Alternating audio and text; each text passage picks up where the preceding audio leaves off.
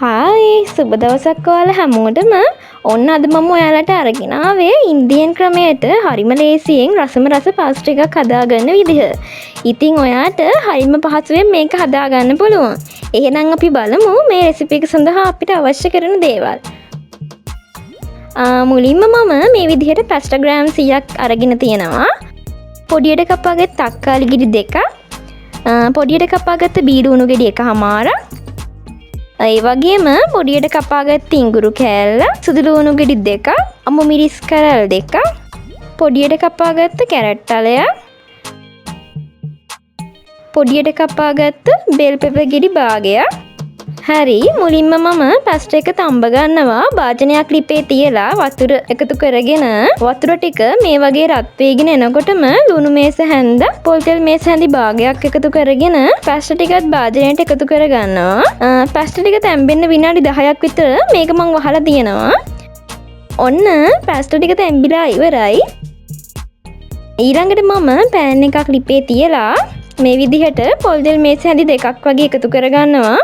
පොල් තෙල් ටික රත් වෙද්දිම මුලින්ම පොඩියට කපාගත්ත ඉඟුරු, සුදුලුණු, අමු මිරිස් ටික එකතු කරගෙන පොඩි වෙලාවක් ඒ ටික ටෙම්පරාදු කරගන්නවා. හරි, ඊළඟට මම කපාගත්ත බීලුණු ටිකයි තක්කාලි ටිකයි පෑන් එකට එකතු කරගන්නවා. ඒ ටිකත් පොඩි වෙලාවක් කලවම් කරගන්නවා.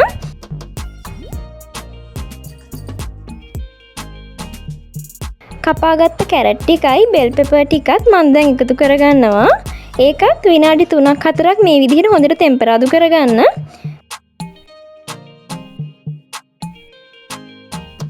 හරි, ඊළඟට මම මිරිස් කුඩු තේ හැන්ද, මසාලා තේ හැන්ද, අවශ්‍ය ප්‍රමාණයට ලුණු කුඩු මේ ටිකත් මම පොඩි වෙලාවක් කලවම් කරගන්නවා.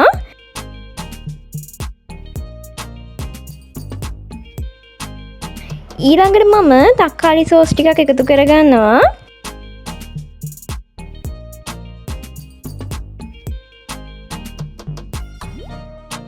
දැන් තඹපු පාස්තා ටික මේකට එකතු කරගෙන විනාඩි 2-3ක් හොඳට කලවම් කරගන්නවා.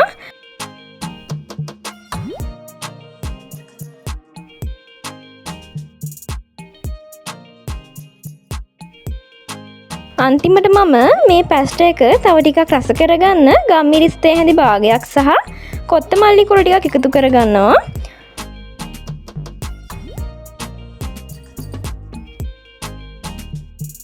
හරි, ඔන්න මම පාස්තා එක හදාගෙන ඉවරයි. රස පාට මේක ඇවිල්ලා තියෙනවා. ඉතින් ඔයාලටත් පුළුවන් මේ ක්‍රමයට පාස්තා හදන්න. මේ ක්‍රමයට පාස්තා හරිම රසයි. රෙසිපි එක ගැන ඔයාලගේ අදහස් පහලින් කමෙන්ට් කරන්න. ඒ වගේම මගේ channel එකත් subscribe කරලා මගේ ගමනට පුංචි උදව්වක් දෙන්න කියලා ඔයාලට ආදරයෙන් මතක් කරනවා. නැවතත් මේ වගේ රෙසිපි එකකින් හමු වෙමු. ඔයාලට සුබ දවසක්.